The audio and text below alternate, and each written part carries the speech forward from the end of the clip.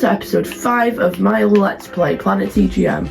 And yes, it's been a long time since the last episode, and I'll explain why in a second. But I just want to say, in between the time that I haven't been making videos about this world, I still have obviously been playing the world, and I've made a lot of progress, including my armour, fully enchanted, well, not fully enchanted, but mostly enchanted all my armour and tools. I've also made some progress, like I've been farming bamboo. This is obviously a temporary farm. I've been making some changes here. I've been gathering resources for the super smelter that we'll be doing in this episode. As you can see, there are resources there for that. And other stuff like trading with villagers and all that. I've also gotten some new villagers in the meantime. So with that, before I start in the contents of this episode, I want to say why there haven't been many videos, because I was really motivated on the world, and that's not the problem. I'm still very motivated on this world, but the thing is, the videos were doing horribly and there were no point in me making them because they were definitely not growing my channel at all. They were getting literally 10 views each video. So because I'm still enjoying playing this world, I'm still going to make videos every now and again, but I want to try and stick to videos that could be a bit more benefitable. But if you do like these videos and would like to see a bit more of them, comment down below, because I do not mind making them, because these are really fun to make. So, in today's video, what are we going to do? So, the things that I want to build is, of course, our super smelter. And so the super smelter is over... Ooh, hello zombie, let's murder you. The super smelter will be here. So the way this is going to work is basically, it's going to be, you're going to throw your items onto this furnace. And then they're going to be sucked up, taken from there into the super smelter. The items will be plonked out here. And then, of course, this will be the coal chest. So that's the first thing we'll be doing. The second thing that I wanted to do was to build, to do some other buildings. So there's this one that I've already started to dig out over here, which is going to be a melon and pumpkin area. So there's nothing there at the moment, and I'm thinking maybe not this episode, but this could be an automatic melon and pumpkin one that side. And then other stuff that I've been up to is, of course, making this bamboo temporary farm, because I also want to make a panda sanctuary that we've been meaning to do for a long time. The pandas are still in the boat over here. So let's see how much of this will get done this episode. But the first thing is the forge. Now, I don't know how to build a super smelter, so I'm going to have to use a tutorial for this, unfortunately. So, with all these materials that we've got here, in this space, I will be making a super smelter. And hours later, we've got this in place. It's very, very complex, as you can see. Now, I'm just kidding. It's not that complex. The thing is, it doesn't work. So the video that I followed, it was a Bedrock edition, and this is what I'm on. But the thing is, it only worked in a specific direction, like north to south or east to west. I'm not sure what this is, but either way, I did it in the wrong direction, which means that the rails wouldn't connect properly, so I had to do some of my own engineering to find out how to fix the rails, because the rails are meant to end there, but it didn't work. It just didn't work, so I have had to do tons of new engineering to see where it goes. And then after all that, I wanted to make mine a custom design. As you remember, I wanted the input to be this. Anyway, I wanted that to be the input, and I wanted this to be the input for coal, and this to be the output. So this took so much more engineering than I wanted it to. As you can see, from here, this is where the coal gets put in. Then from here, you can see this is, where is it? Oh, down here is a hopper minecart on a rail from under the magma block, so we'll take it into up here. But the thing is, it doesn't work, because I've even got a hopper clock here, but it doesn't work just because I think I messed up this thing. So this is meant to be the fuel input, and down, oh god, I'm lost in my own redstone. This is scary. Okay, and then but the thing is, the fuel isn't getting deposited in it. Oh, and I've also messed up that. So I need to do some quick tests. So here we can see that these are the two inputs. So if I throw something in this hopper or this hopper, they both, only one of them go into the thing. And it's this one. This hopper went down into here. But if I put coal, so if I throw coal onto this, it goes in. But if I throw coal onto here, it doesn't go in. So as you can see, I've messed up the inputs. But this took me so long to build that I really can't be bothered fixing it. Yes, I will fix it off camera, but for now, let's just imagine this works and I've got a really efficient farm. But I promise I will do this off camera, but I really can't be bothered because this took me so long to build and I'm really just fed up with it. The next thing we're gonna do is the melon and pumpkin farm.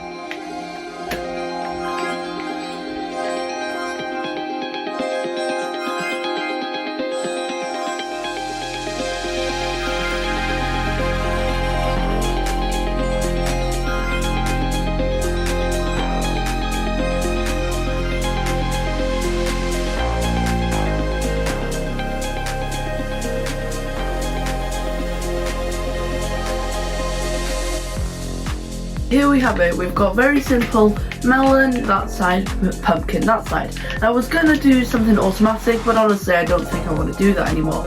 So I want to decorate this now, and I got some dark logs, but I've only got 35, so I think I'm gonna need much more.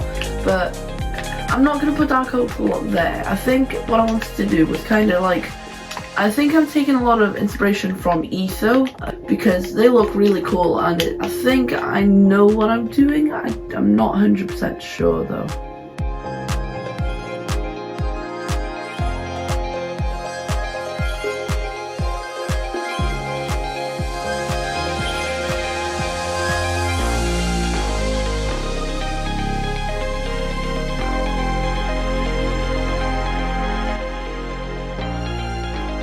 Okay, it's been a long time since the last clip because I've finished 2 projects now.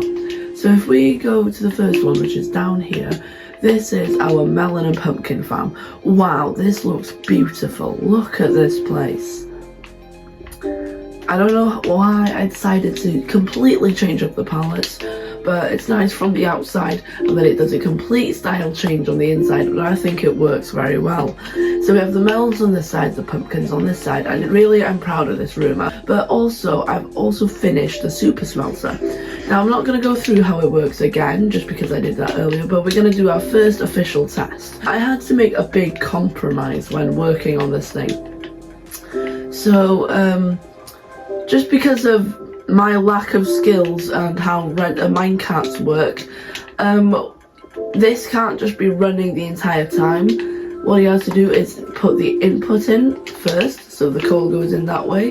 Then we've got the cobblestone that will be smelting into stone on here, which will slowly be picked up by the minecarts, like that.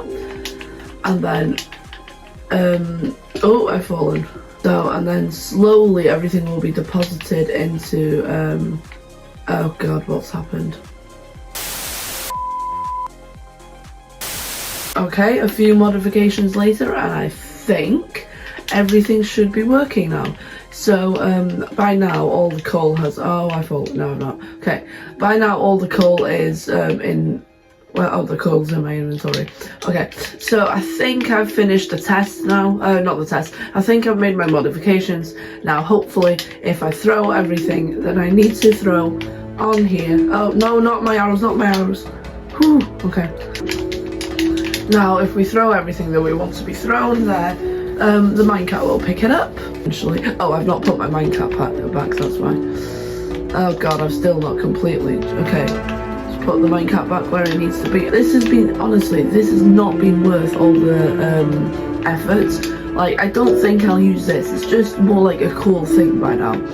I've put so much work and so much iron. I've probably put about 10 stacks of iron into this thing, just because of how many hoppers there are.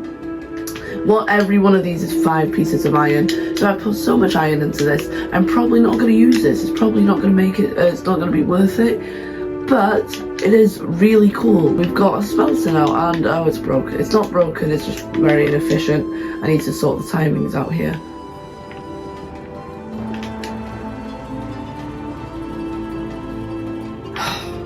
Let me sort the timings out. More modifications later, and I think it's working now. If I go down here, I check. This is where the coal has been deposited. This is where the cobblestone has been deposited. Now, this is an empty chest. Once I flick this lever, these minecarts are off, and this one isn't. I mean, if I give this one a push, it works. No, it doesn't. Why? It's on a block. Whoa! And it's off. And as you can see, the furnaces are all going, and everything is good. The cobblestone is getting smelted, and then we go back up to the here, and then you can see we're getting a constant flow of stuff. Okay, I'll stop now. Yeah, this still isn't working. And I do know why it's not working. It's quite complicated. This block needs to be a stone block. But if that's a stone block, I need to move the hopper line from here. I need to move the hopper line to go that way under there. But if I do that, then the coal line and the smeltering line combines, because there would be a hopper under this hopper, so they'd both go into the same place. So, I'm not sure how to fix it yet, and I promise I will try and fix it. But this is the second project, the second time now that I've spent hours on something. Okay, not hours. Yeah, so I can't be bothered doing that now. It half works, but it doesn't really work yet. I will make it work, I promise. By the next episode it will work. But for now, let's just go and do something else.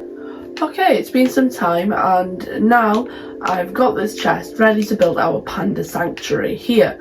So the panda sanctuary will be made out of these blocks primarily, and the idea that I had is kind of to do walls that go around and kind of like a random pattern, nothing specified, and then they would go up in random amounts like that, and then be stripped, and then there might be a jungle one like there might be a different height, say there, and that'd be stripped, and then it makes like a cool pattern around. So I'm going to try that and see how it goes. Okay, this is the shape that I've decided on. I think it looks quite nice. I might finish it that side. I do kind of like the idea that it's going into the terrain though.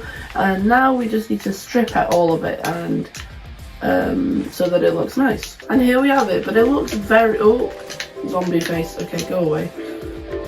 Okay, so it looks very bland at the moment, so my idea to make it less bland was adding some green and maybe some yellow in this form. I think you can strip these as well, right? Yeah, okay. So I think that's going to be the idea. So let's see what we can do. Probably we want to do one there, maybe one there is the entrance. Oh, no, we want... That's the entrance. Yeah, that makes sense, right? Maybe.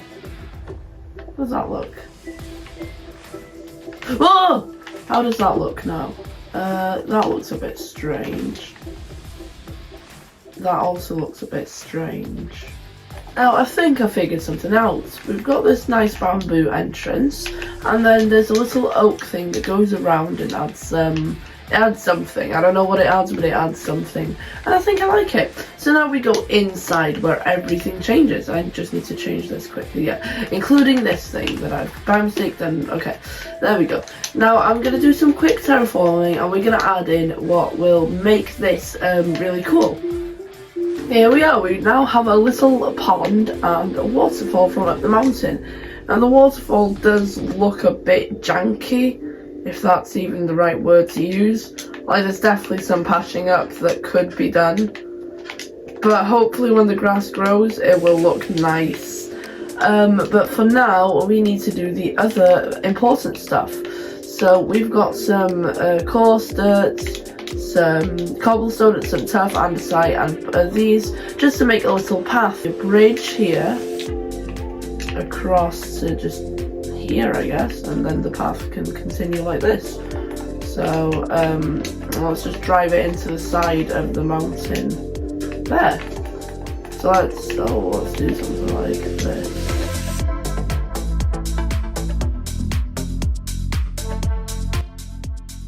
Now we have a nice little path.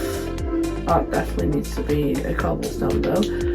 Now let's get the bridge in.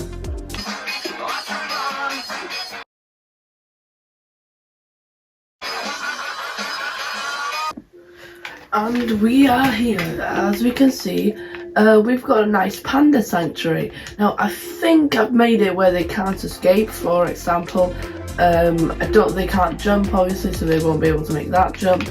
Over here, I guess they could maybe do that, but I think that's quite an unlikely chance. So I think I've made it quite unescapable, and even though the pandas won't be able to use this bridge, I think it's nice. Hopefully they won't drown in the water. If they are getting underwater, I might have to raise this up a bit. In fact, I'll just try and make it a bit more friendly like that. But I hopefully they won't get stuck in the water or anything. Other than that, I think it should be safe for the pandas. Yeah, I think I went a bit over the top with the bamboo. But I think now that we've done that, we're going to remove the entrance for now. For now, we need to get our amazing... Oh, there's another panda. We might get 3 in. All our pandas through. So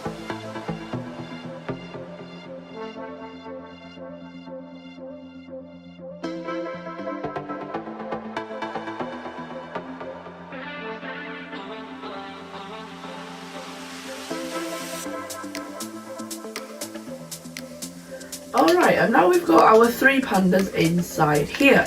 But the problem is I can't quite unleash them from their boats yet, just because I don't have the name tags yet and I really don't want them to despawn.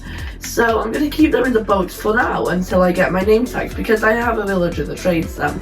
So that will do it for today's episode. Today we built our furnace, our super smelter, even though it doesn't work. We also created a melon and pumpkin farm, as we can have a quick refresh in here, which I'm really happy with. I think this looks really, really nice.